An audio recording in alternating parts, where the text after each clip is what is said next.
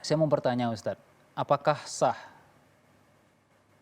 sholat saya bila saat sholat saya merasa sesuatu di, mohon maaf, di dubur, tapi ragu apakah itu buang angin atau bukan Ustadz?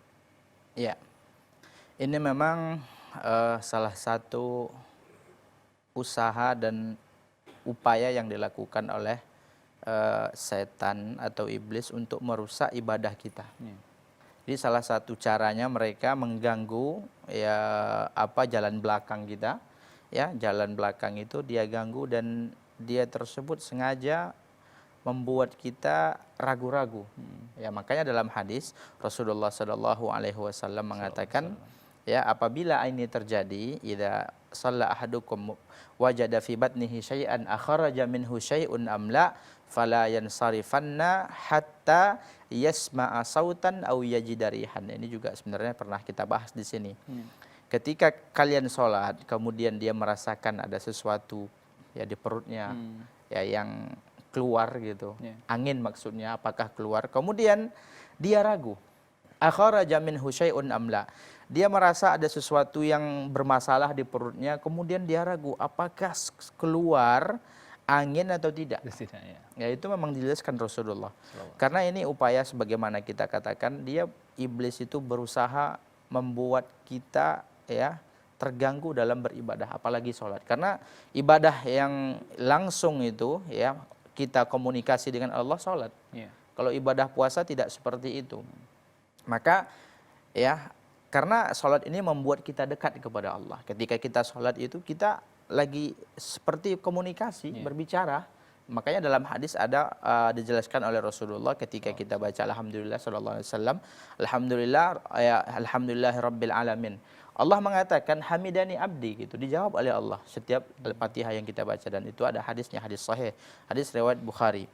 Kemudian ketika dia ragu, akhraja minhu syai'un amla, apakah ada keluar angin atau tidak? Rasulullah katakan fala yansarifanna, maka janganlah dia tersebut ya membatalkan atau memberhentikan sholatnya. Dia pergi meninggalkan sholatnya hatta yasma'a sautan au yajidarihan, sampai dia yakin betul mendengar ada suara yang bunyi, suara angin ya keluar. Dan itu tentunya sangat kita kenal ya, apalagi orang yang punya, tentunya dia tahu ini punya saya gitu. Au yajidarihan, atau dia mencium bau. Jadi kalau selama ya tidak ada yang dua ini, maka ya dia tidak boleh untuk memutuskan dan membatalkan sholatnya. Kapan boleh dibatalkan? Ketika betul-betul yakin ya ada suara bunyi. Kemudian yakin ada bau yang tercium. Ya, jadi kalau tidak ada bau, tak ada suara, jangan. Ada ragu-ragu, tidak masalah. Ya, karena begini ya kaidahnya, makanya ya kaidah yang sering disebutkan oleh para ulama adalah al yakin la yazulu bisyak. Suatu keyakinan yang sudah yakin itu dia tidak bisa digoyangkan oleh yang ragu-ragu. Sekarang kita ya ketika kita mulai sholat kita kan yakin dalam keadaan bersuci. Ya, ini keyakinan kita, dan kita tentunya kalau kita nggak yakin, kalau kita dalam keadaan suci tentunya kita nggak akan sholat.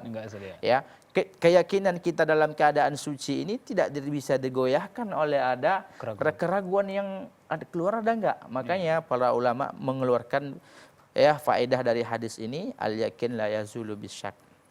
Suatu keyakinan itu tidak bisa dihilangkan dengan keraguan.